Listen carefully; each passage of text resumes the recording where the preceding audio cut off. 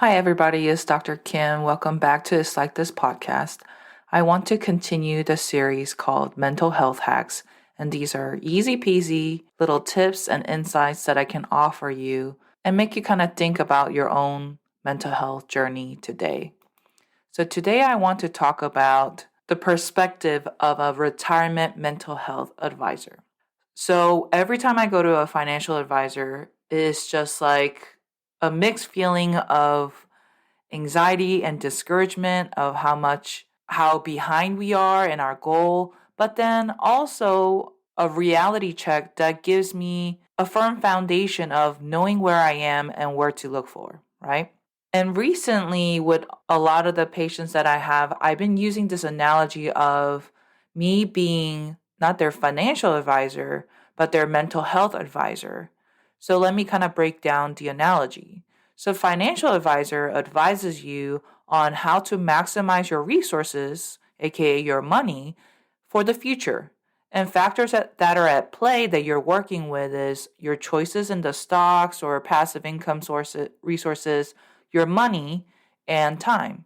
So, financial advisor, advises you on what your choices should be, what your return of investment in each of the options so that you can maximize your money and resources.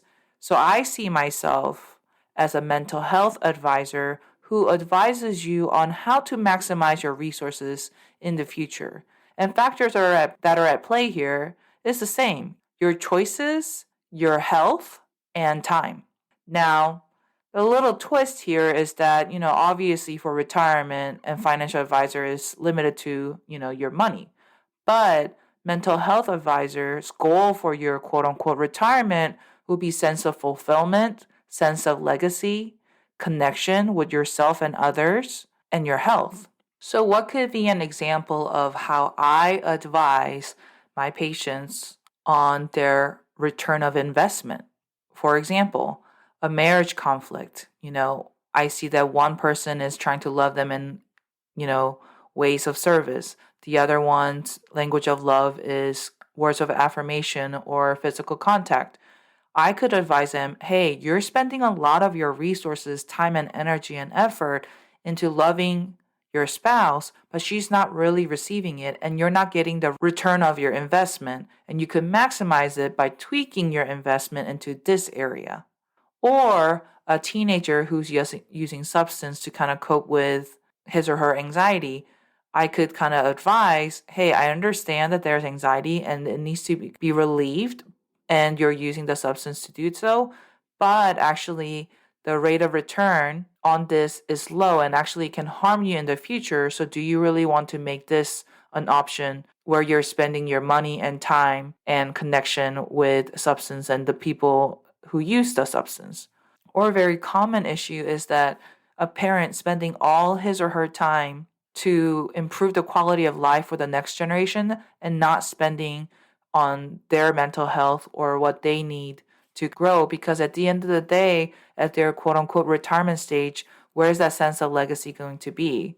It's kind of like, using all your money to not pay the current bills and not, paying your healthcare bills and putting it all into your kid's college fund. Well, how's that going to turn out? So what is your wisest use of your resources today? Can it be divided so that you're not putting all eggs in one basket? Can it have a more healthier balance? So these are some of the stuff that I tell my patients so that they kind of step back and zoom out a little bit so that they know that they're using their resources, current resources, wisely to be maximized for their future. This was just kind of like a food for thought mental health hack, and I hope that it kind of elicited a lot of things that you could be thinking about and you could be adjusting. Now, it doesn't have to be, 180-degree change, but just something to kind of think about and perspective to keep in your mental health journey. So I hope that you found this helpful and stay tuned for the next mental health hack.